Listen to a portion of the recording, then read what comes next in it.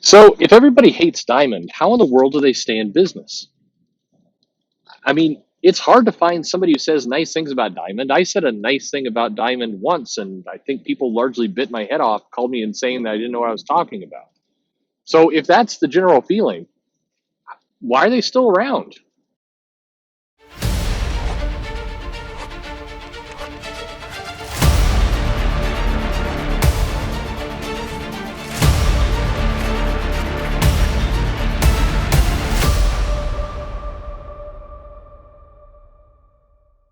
Hey, everybody, this is Perch. I mean, why is Diamond still around? Because nobody else has stepped up to do it better, honestly.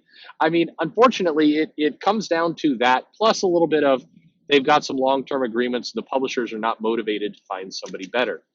I mean, publishing in general, the idea of having a distributor and doing all this, it's not a glamorous job. I mean, people aren't chomping at the bit to go into this business. You don't have a bunch of Series A funding, some venture capitalists who are out there. I wish I could put my millions of dollars into a comic book distributing company or or any kind of distributing company for that matter. People aren't going there. Comics and periodicals in general are stuck in this weird zone between a lot of funding believing that digital is going to take all that business away. So you would never want to put money into it or go into that. But they also don't believe digital is mature enough to actually put emphasis and money behind that either. So it's stuck in limbo between two points.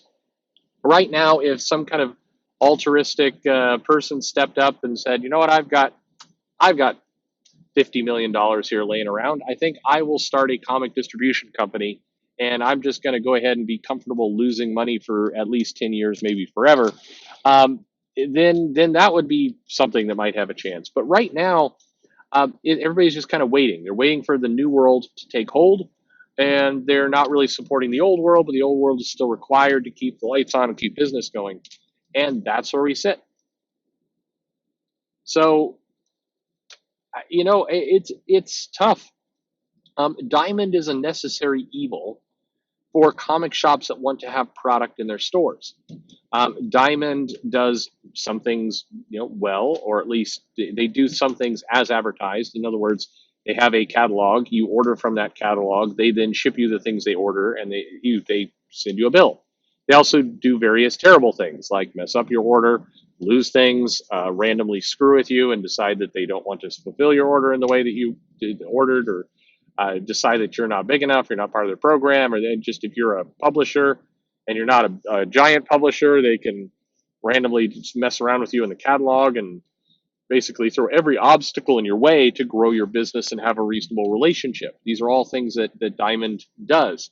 But again, because they provide a product that the masses want, i.e., Marvel and DC and some image titles, that is what makes up the bulk of the comic industry. And they fulfill those books in a way that is not, not terrible in that it happens. It's not so egregious that people just give up comics altogether, their fulfillment. But they don't do it any kind of good either. So everything's stuck in the middle. Nobody's stepped up to do it better, and it's unlikely anybody will step up to do it better. So Diamond lives on. There, right now. I think a lot of people are kind of waiting to see, which way things can go. One route is that the retail business stabilizes to some extent, and comic shops get more comfortable ordering direct, and the publishers start offering direct to comic shop incentives. And I think there are a handful of shops that actually believe that's where it's headed, and so you just have to kind of stick it out, and then Diamond will eventually become the middleman who's no longer necessary. Other people believe that digital is going to kind of just take over as retail dies away, and so the comic shops will become a dinosaur anyway. So why bother put a lot of effort into that? And then others believe that Diamond changes ownership, the Sun takes over, and they start to really improve their practices and turn in, right their wrongs and turn into something better. I think any of those things conceivably could happen. I think that yeah, from the outside it's easy to complain about Diamond because Diamond makes it so easy to dislike them by things that they do. But if you really get a bunch of retailers sitting around a table, they will go, well, I mean, they're bad, but the alternative would be worse. And you say, well, what alternative? And they're like, well, I don't really know. I guess having no distributor would be worse, or having 50 distributors would be worse, or in some cases, people will say, ordering directly to the publishers would be just so much more work. You'd need an aggregator there in the middle, like a Diamond.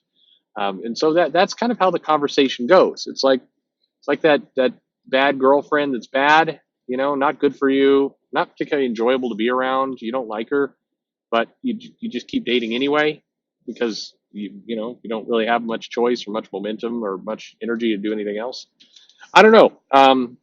There's been a lot of talk. There's been, people have said the comic shops are enabling Diamond, and by proxy, then enabling the big two. I mean, the comic shops are ordering from the place where they can order the comics. That's really what the comic shop's doing. They don't really have much else that they can do. I think the comic shops could certainly clamor for, hey, we want to, we want to order direct. It's funny because I've said this before, and I remember, who is it? It's a guy who lives in Hawaii. I got this like very, very condescending pat on the head kind of reaction from him of oh, little child, you don't know how the system works. It's like, dude, I've been dealing with this system for 20 years. I remember a bunch of the bigger comics gate people were like really behind this. Edwin's again. Edwin's Edwin. I don't know. I guess well, I'm going to get into it. There was a bunch of drama that surrounded that guy. I guess I don't know what precipitated that or where it all came from.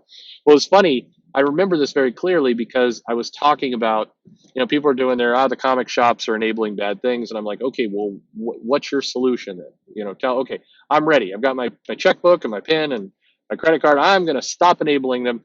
What do I do? Tell me. And then suddenly crickets. Then it's like, oh, don't order Marvel anymore. But I've got customers who have Marvel subscriptions. They will be pretty pissed if I don't give the customer what they want. The goal is to give the customer what they want. Do you have any other ideas? No one has any ideas. And that's when Edwin came in and did the I don't think he realized I was a retailer. That's what kind of made it funny.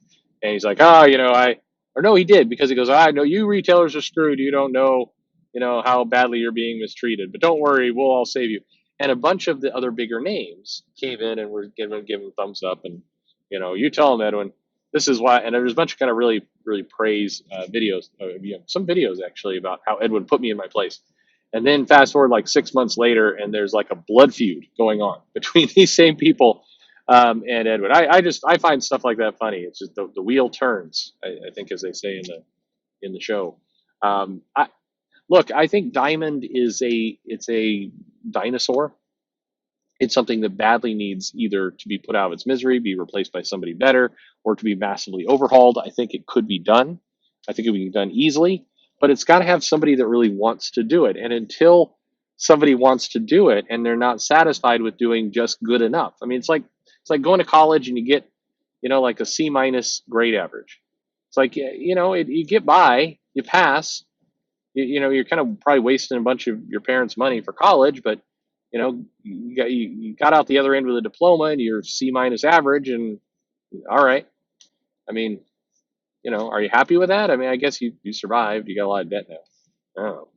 But that's kind of how Diamond is. It's like nobody's happy with it, but they supply comics. So what are you going to do?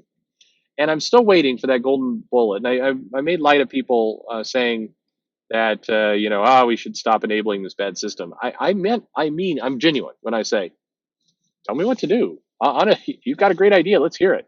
I mean, bring it on. If you have cooked up the genius idea that's going to break the stranglehold, the stalemate that I was describing earlier about Diamond, the comic industry, if you got the idea, bring it, because there are 1,000 retailers who would love to hear it. They're ready. They're ready for your ideas. They want to know. We all want to know. Good for customers, good for shops, good for everyone. Let's break this stalemate. So bring your good idea to the table. We're on it. But you got to bring it. So leave it in the comments below. Hey, that's what they're there for. Tell us how we get out of this stuck spot we're in. That's what we need. And if your idea is well, you should just go out of business. That is not an idea. That's it's like saying, hey, what do we do for the people who have cancer? We kill them all. That's not solving cancer. Just saying. Did I just compare Diamond to cancer? I think I did. Anyway, leave your ideas in the comments below. I'm ready. My body is ready. I don't like the way that sounds. Anyway, like, subscribe if you don't mind. Follow me on Twitter. Ask me questions at Comic Perch. And thanks for listening.